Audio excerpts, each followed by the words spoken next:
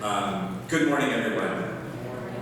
So again, my name is Nikhil Saval. I'm honored to represent the people, community, and lands in Pennsylvania's 1st Senatorial District. And I'm so proud to join allies, colleagues, Arab Americans, and Palestinians for this, the 5th celebration of Palestine Day. Thank you to Jude, Yassine Aisha, and all who helped make this day possible year after year. I want to recognize my colleagues in government who are here, some of whom you'll hear from. Representative Chris Brad, Senator Art Haywood, Representative Rick Krajewski, Councilmember Kendra Brooks, and Councilmember Ruth Landa. Thank you for, and Councilmember Dave on the other side. Thank you. At every event that I've been able to attend, we celebrate the resilience of the Palestinian American community here in Philadelphia and the cause of the Palestinian people, diaspora, refugees, and in their historic homeland for self-determination, justice, and liberation. We celebrate the thousands of Palestinians who found a home in Philadelphia, many coming to Philly from Hebron after the Yom Kippur War. They congregated in North Philadelphia, and many came to worship at Al-Aqsa Mosque, which is in the northern part of my district. They found a Cousins Market, where our office every year secures turkey for our annual Thanksgiving giveaway. We celebrate the Palestinians who are poets, translators, artists, doctors, lawyers, writers, everyone involved in creating and giving life and celebrating the community. But we also observe, because we cannot not observe it, with incalculable grief, rage, and defiance, that these years have witnessed the deliberate attempt to undermine, displace, and eliminate the Palestinian people in Gaza in a virtually unceasing parade of horrors. They have witnessed the steady attrition of land in the West Bank, the silencing of Palestinian and pro-Palestinian voices in nonprofits, hospitals, public schools, including here in Philadelphia. Federal forces have kidnapped Palestinian activists and have all but ensured the muting of discourse around the issue in universities. Only weeks into the war, many of us called for a ceasefire. That ceasefire came and fell apart, came again and fell apart. Hostages were returned to Israel, political prisoners back to Palestine under occupation and blockade.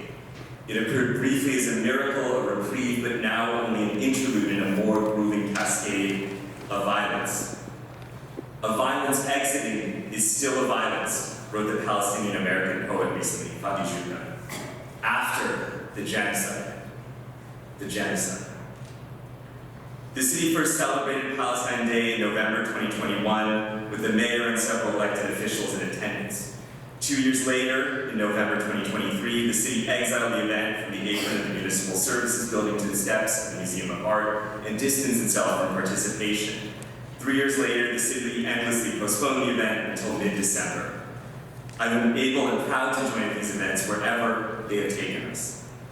Even as this series of displacements and exiles has mirrored an overall attempt to squash the question of Palestine in official discussion, it has come up against an extraordinary flowering of organic mourning, collective grief, and general celebration of the Palestinian people among Philadelphians. Families for Ceasefires organized groups of allied parents and children in Philadelphia libraries and picnics to recognize the fact that all life is sacred. Organizations have raised money for Palestinian children who have lost limbs to receive comprehensive medical care.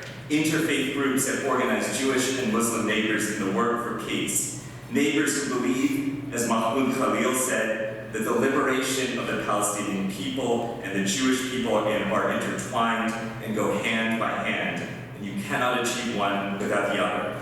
Our movement is a movement for social justice and freedom and equality for everyone.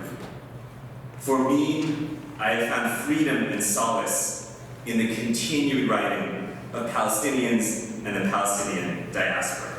And I would like to have ended every speech I've been able to give here with a poem, the first here by Mahmoud Darwish, also a poem by Ahmad al-Mala, who's a resident in Philadelphia. And I'd like to end here with a poem from Ibrahim Nasrallah, a Palestinian poet who's been translated beautifully here by Huda Fakhreddin, who's a scholar and translator based here in Philadelphia at the University of Pennsylvania. And this is from the collection Palestinian 4 Poems. Love won't cost you anything. You'll become finer and purer than water. higher than palm trees and clouds, more gracious than any sea you have seen, and more tender than the most radiant smile. You will disintegrate, disappear, and scatter away from yourself, and then you'll return as a wheat stalk. You'll memorize poems in secret and grow endless wings. You'll be a garden in the morning, the stars in the sky, and all the roadways. You'll be the stars in the sky and all the roadways, a traveler's song in the caravan, an absence that is cleared into all presence, a wolf that has become companion and king. Love won't cost you anything. You'll long like the wind for sails. You'll outpace wishes to the dew. You'll follow your minstrel dreams to wherever your loved ones are. What's behind you, like the unknown, will race ahead of you. In love you rise, and in love you fall. Let it intoxicate you, or you it. Until you regain what inside you was gracefully stomped out, like beginnings, or you will turn into a specter of longing on its thresholds as you whisper, how beautiful. Because you are made from the grief of this land, from its earthquaking wounds.